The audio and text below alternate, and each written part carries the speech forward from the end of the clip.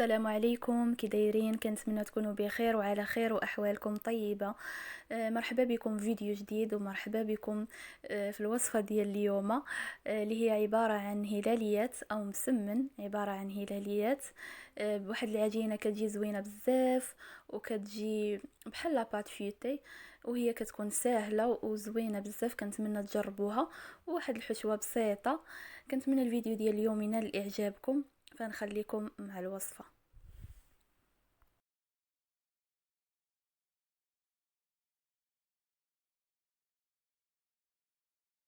فبالنسبة للعجين، فأنا غنحتاج جوز لايف ديال الفورص، ونص كاس ديال القمح أو الفينو،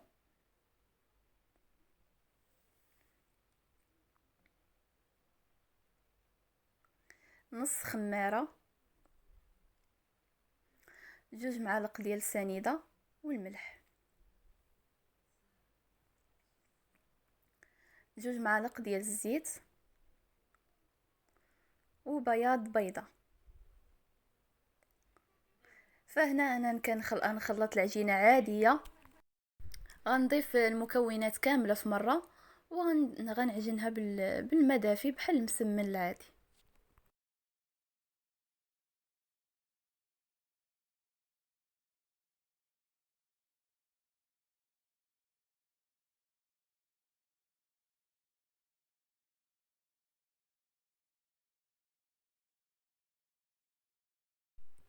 وغنخليها تسدلك مزيان.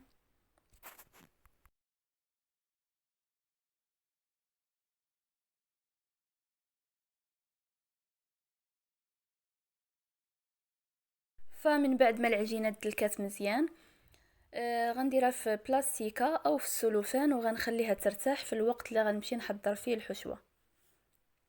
كيف ما شفتوا كتجي، هذا هو، كتجي رطبه، يعني بحال المسمن العادي.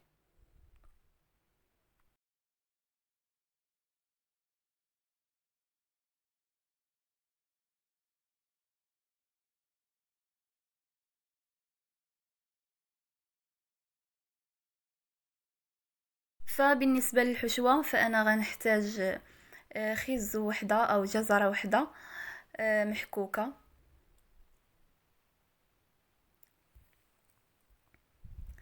فلفله وحده حمراء ووحده خضراء مقطعين صغار، بصله كبيره مقطعه او مشلضه، والفطر الاسود. فبالنسبه للفطر الاسود، انا خليته في الماء، بارد، حتى رطاب. صفيته، خليته نشف من الماء، وقطعته صغير.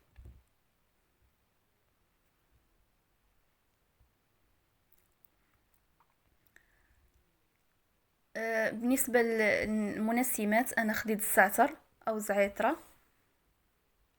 والتوابل، فغنستخدم غير التحميره والبزار والملح.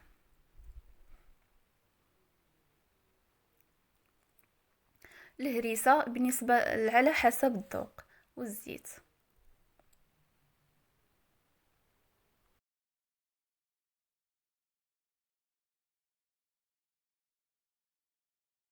خديت مقله اللي غنطيب فيها الحشوه.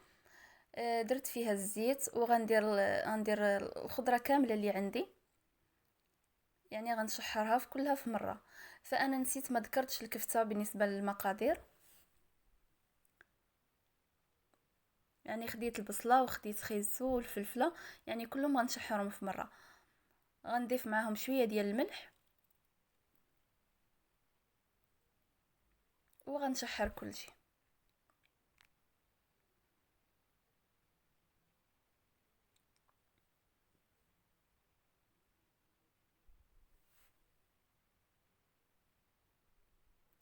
فهنا من بعد ما طابت الخضره، ضفت البزار وشويه ديال التحميره وزعتره. فخليتها حتى طابت، عاد درت التوابل. يعني الا ضفتيها من الاول ما كطيبش الخضره دغيا.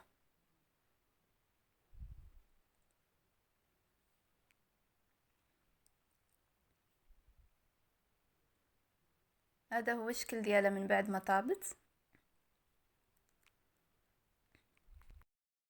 فمن بعد ما طابت الخضره، نفس المقله اللي شحرت فيها الخضره شحرت فيها الكفته، ضفت عليها شويه ديال الملح فقط. وبالنسبه للفيرميسيل حتى هي ما ذكرتهاش في المقادير، خديت جوج قطع ديال الفيرميسيل، خليت الماء حتى غلى مزيان وضفتها ليه وصفيتها وقطعتها بالقطع ديال الربيع. هذه هي الحشوه من بعد ما طابت. خلطت كل شيء.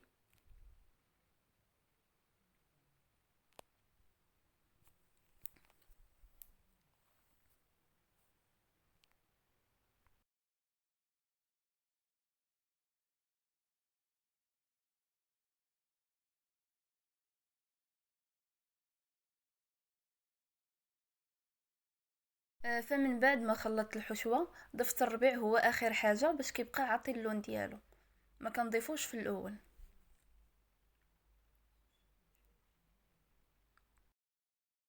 فمن بعد ما خلطت الحشوه ضفت الهريسه ودقت، يعني شفت شنو اللي خاصني صافي وخليتها على جنب.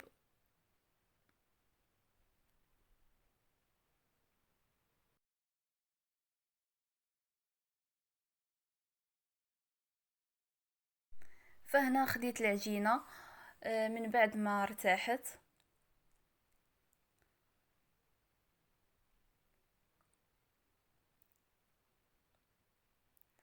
درتها كويرات صغار.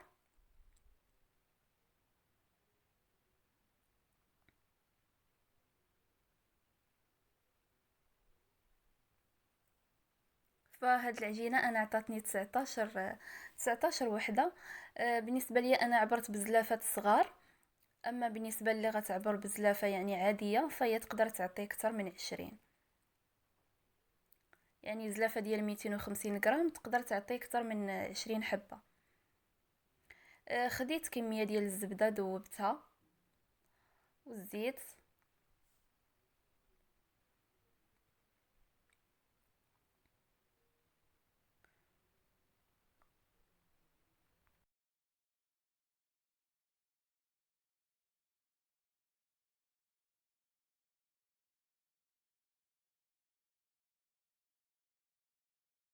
بديت كنطلق في العجينه وكنشكلها بحال غندير مسمن مربع.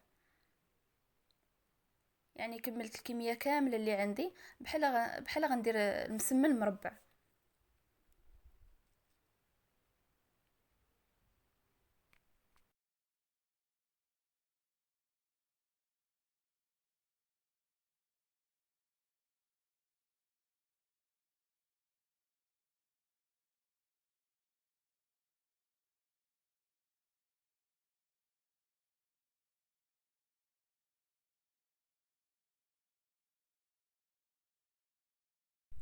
فمن بعد ما كملت الكميه كامله رجعت لاول وحده درت وبديت كنعمرها.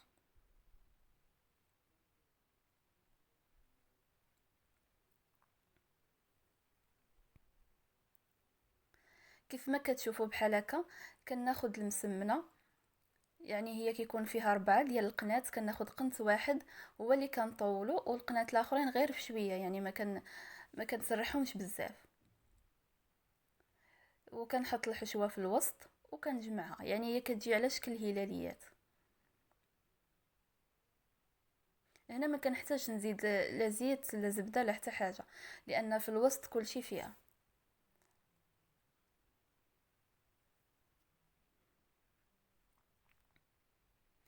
بقيت غاده على هذا الشكل حتى كملت الكميه اللي عندي كامله. يعني من القناه الثلاثه كنسرح غير شويه، والقنت الرابع هو اللي كنطولو.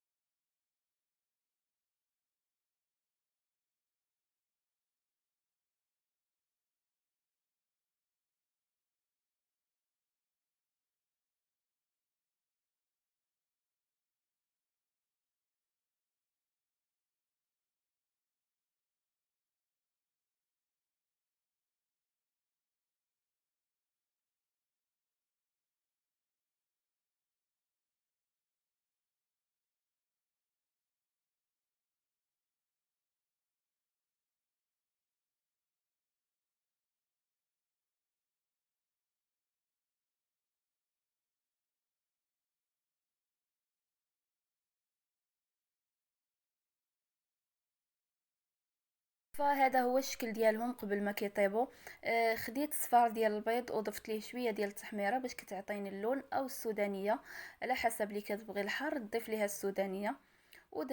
ودهنتهم كاملين وسخنت الفران من قبل. فهنا الوقت اللي كنت كندهن فيهم فانا درت الفران كيسخن صافي، دهنتهم كاملين ودخلتهم كيطيبوا على عافيه مهيله.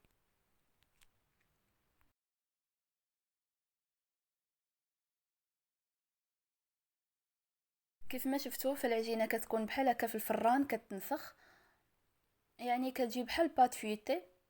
وهذا هو الشكل ديالهم من بعد ما كيطيبوا. الصراحه كيجي زوين بزاف، كنتمنى يعجبكم. وكتجي العجينه مقرمشه وفي نفس الوقت كتجي رطبه من الداخل وزوينه بزاف، كنتمنى تجربوهم. وصلنا لنهاية الفيديو، كنتمنى الفيديو ديال اليوم ينال الاعجاب ديالكم، وكنتمنى تجربوهم. وكنقول لكم ما تنسونيش من لي لايك والكومنتات الزوينه ديالكم. وكنقول لكم في الاخير خليتكم في رعاية الله، والسلام عليكم ورحمة الله وبركاته.